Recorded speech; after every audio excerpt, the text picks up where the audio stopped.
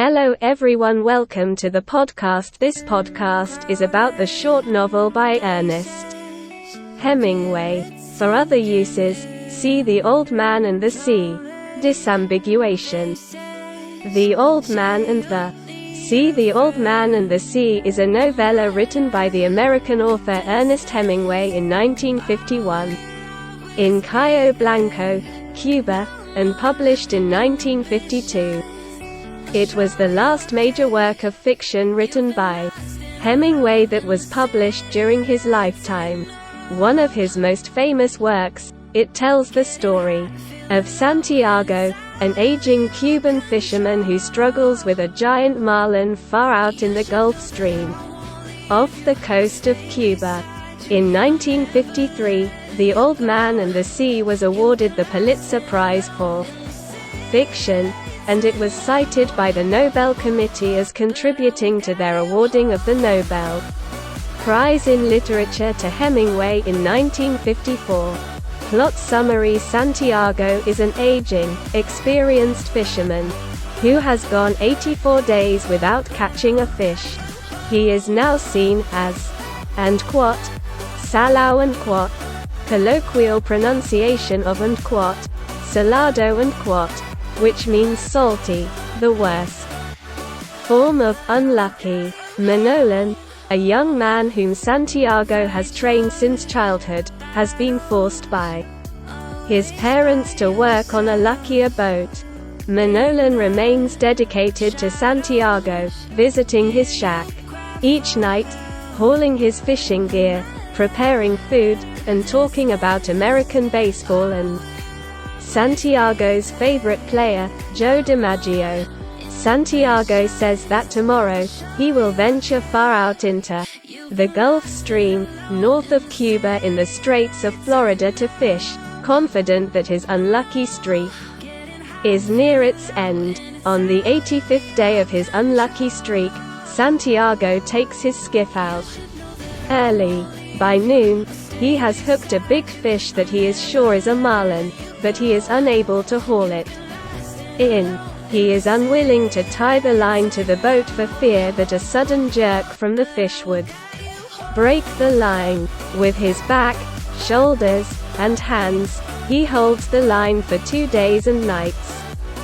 He gives slack as needed while the marlin pulls him far from land. During this time, he subsists on flying fish, bonito and a dolphinfish, using his other hooks to catch them. The line cuts his hands, his body is sore, and he sleeps little. Despite this, he expresses compassion and appreciation for the marlin, often referring to him as a brother. He determines that no one is worthy enough to eat the marlin. On the third day, the fatigued marlin begins to circle the skiff. Santiago, almost delirious, draws the line inward, bringing the marlin towards the boat. He pulls the marlin onto its side and stabs it with a harpoon, killing it. Seeing that the fish is too large to fit in the skiff, Santiago lashes it to the side of his boat. He sets sail for home, thinking of the high price the fish will bring him at the market and how many people he will feed. The trail of blood from the dead marlin attracts sharks. Santiago berates himself for having gone out too far. A great mako shark ambushes them and tears a large wound into the marlin before Santiago kills it with his harpoon, but loses the weapon to the dead shark. He makes a spear by strapping his knife to the end of an oar. He kills 3 more sharks before the blade of the knife snaps, and he clubs 2 more sharks into submission. But each shark has bitten the great marlin, increasing the flow of blood. That night, an entire school of sharks arrives. Santiago attempts to beat them back. When the oar breaks, Santiago rips out the skiff's tiller and continues fighting. Upon seeing a shark attempt to eat the marlin's head, Santiago realizes the fish has been completely devoured. He tells the sharks they have killed his dreams. Santiago reaches shore before dawn the next day. He struggles to his shack, leaving the fish head and skeleton with his skiff. Once home, he falls into a deep sleep. In the morning, Manolin finds Santiago.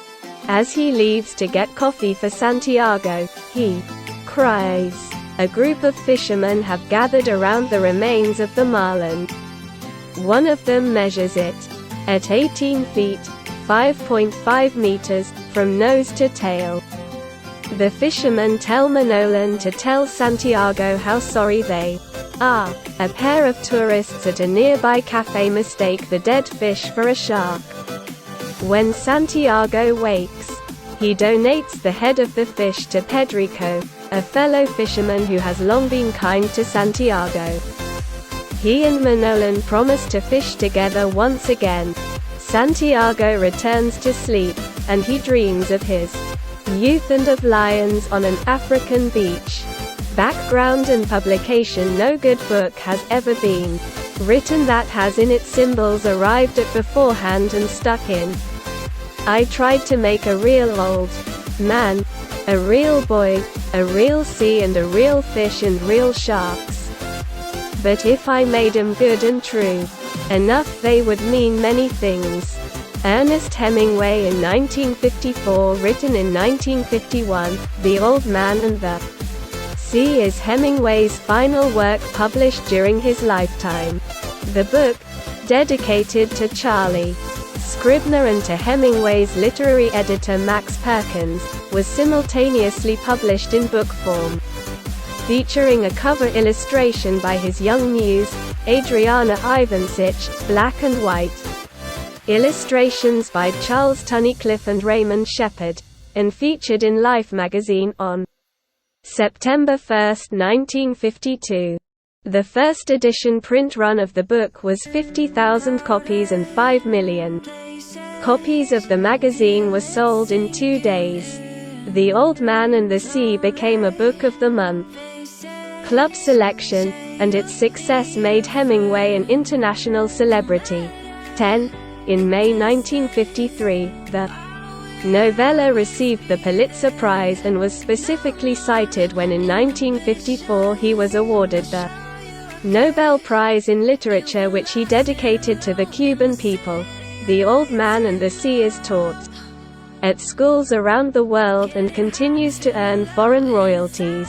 Literary significance and criticism. The Old Man and the Sea served to reinvigorate Hemingway's literary reputation and was greeted with relief by some critics who had been dismayed by his last full-length novel Across the River and Into the Trees and believed Hemingway was a spent force. The novella was initially received with much popularity. It restored many readers' confidence in Hemingway's capability as an author. Its publisher, Scribner's, on an early dust jacket, called the novella new classic and many critics favorably compared it with such works as William Faulkner's 1942 short story and The Bear and Herman Melville's 1851 novel Moby Dick. Several critics note that Santiago hails from the Canary Islands, and that his Spanish origins have an influence in the novella, and Santiago is a Spaniard living in Cuba, and Jeffrey Herlihy comments, and his Spanish self is an absent but ever-present factor in the novel. And after immigrating to Cuba in his 20s, he has adopted Cuban dress, food preferences, and speaks 2 dialects of the Spanish language. And every night Santiago dreams about Spain, and this nostalgic reminiscing, which is for the Canary Islands, not Cuba, evidences the resonant influences of his Spanish, Canarian identity, foregrounding the migrant experience of the Old Man as a concealed foundation to the novella. Unquote. 14.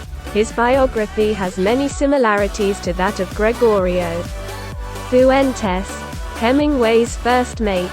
Ernest Hemingway and Henry, unquote, Mike unquote, strata with the remaining 500 pounds of an estimated 1,000 pounds marlin that was half-eaten by sharks before it could be landed in the Bahamas in 1935.